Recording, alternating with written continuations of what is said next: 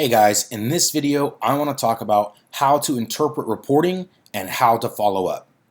So the first thing you'll notice is when you log into Dubb, you'll see at a glance you can see some reporting on your videos. So let's go over what each of these means. An email open means that someone opened the email. Now this doesn't necessarily mean it was a person who opened the email. We have lots of email applications and devices like your iWatch or your phone and applications that preview these emails, and many of these will often trigger an email open pixel.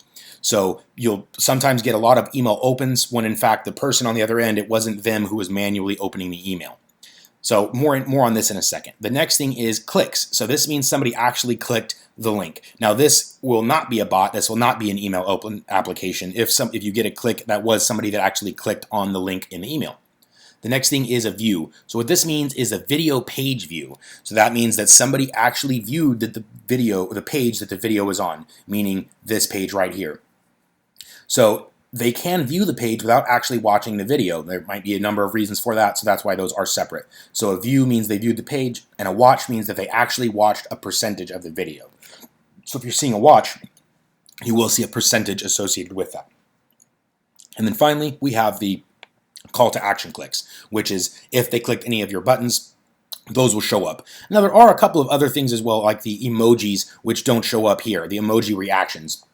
And those will show up in the activity reporting in the analytics here, in both the general stats and the activity reporting. Okay, so let's actually jump into this. So this is an individual video, and you can see here it has some analytics. Click rates, CTA click rates, and now this means out of the number of people who watched the video, who clicked. And this one's 0 because one person watched it and they did not click. Watch rates means out of the people who clicked it, how many watched it, which is 100%. One person clicked, one person watched. And call rates, this is if you have a phone call, a CTA, and now phone call and SMS CTAs only appear on mobile, so just be aware of that. And email rates, if you have an email button, it's going to be the same thing. Same thing with the emojis. If whoever clicks on the video, whoever watches the video, if someone reacts, that's going to be the percentage there.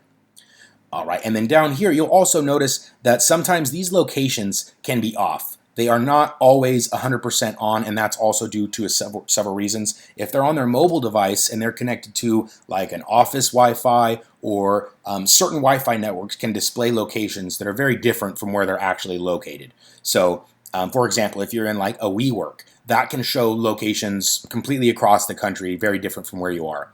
If you're on mobile data, that usually will actually show you where you're located. Because it's bouncing off those local cell towers. So just be aware that the location here is not always accurate depending upon the device they're viewing it from. And you'll see a number of email opens. So a couple of these were probably a device like an iWatch or an iPhone or tablet or something that were previewing the emails, or just an application. All right, so we're looking here at the analytics. Now, the most important analytics we're usually concerned with are going to be 100% views or majority video views and CTA clicks. So let's talk about how to filter this. So we've gone over the general stats. Now let's talk about how to really get value from this. So one thing I always do is if I created a handful of videos, these ones are all screen recordings like customer updates. But if you're doing it for sales, then you want to really pay attention here. So if you're going through this and you can see that your videos have 0 watches, those are the ones you need to follow up with and say, hey, so-and-so, I saw you didn't have a chance to see the video that I made. I know you're going to find some value in it. Let me know what you think. And we need to bump these people because if we're going through the trouble of creating a custom video for somebody and they're not watching it, we absolutely need to make sure that they get a chance to see it. Fortune's in the follow-up, and that's absolutely critical here with video as well. So anyone that you created a video for that did not watch it, you go through and just give them a bump and say, hey buddy, I saw you didn't get a chance to see that video that I made. And what I mean by a bump is you'd actually come into Gmail here or your email, whatever email provider you're using, and you'll see that if I sent an email, you'll see that little number next to the conversation here, that 5. If I sent an email and somebody didn't open up that email and I follow up with them, you can see here she didn't respond to this email. But if I follow up, what this is going to do, it's going to bump this email to the top of their inbox. It's going to put a number next to it, just like that. It's going to say 2 or 3 or whatever. And then it's also going to have that video that I already sent in that email. So that's what I mean by a bump. So all I do is say if Ashley didn't respond, I would go into reply and I'd say, hey Ashley, we made this video for you and I know you're going to find some value in it. Let me know what you think.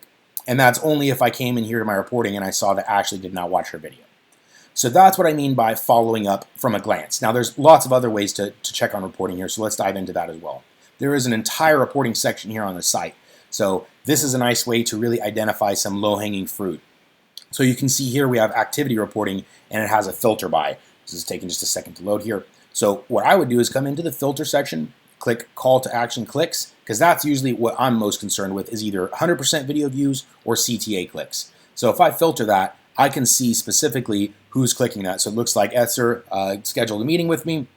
I've got a bunch of other CTA clicks here, and we can also filter by video views and see like who's watching. So if we're getting 100% video views, those are interesting reports.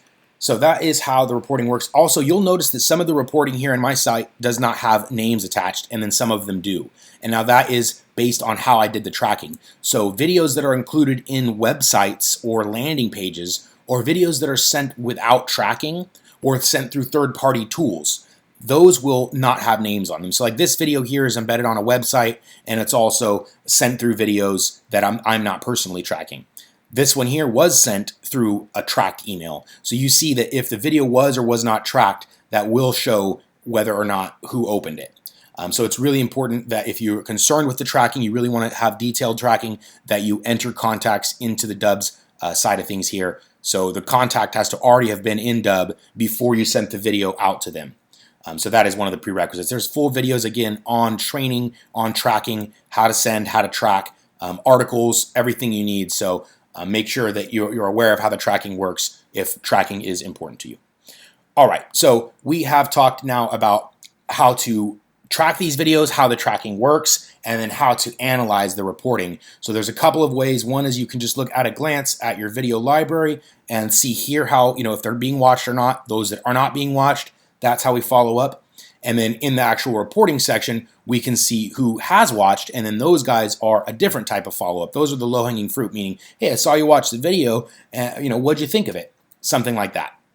So that is how the easiest way I would say to identify reports. The other thing you can do is you'll see here on the Chrome extension and on the add-ons, there's an activity reporting section. So you don't ever actually have to come back to the website. You can check all this stuff right from the Chrome extension. You can check it from the add-ons. So like if you have a Gmail or an Outlook or LinkedIn or any of the add-ons that we provide, the information is going to be right there inside of that as well. So again, you can check on the activity reporting here. It's just taking a second to load. And then also, as I mentioned in the extensions, you can click on there and the activity reporting is there as well. So that is all the places you can find the activity reporting. You'll also notice those little filter buttons there as well. And this is the same here as it is in the extension. So just taking a second to load here, probably because we're doing a screen recording. But that is what the reporting looks like here in the add-ons, in the extension, on the website, on the mobile app, really wherever you're at. So that is how we can both interpret the reporting and also tips for following up.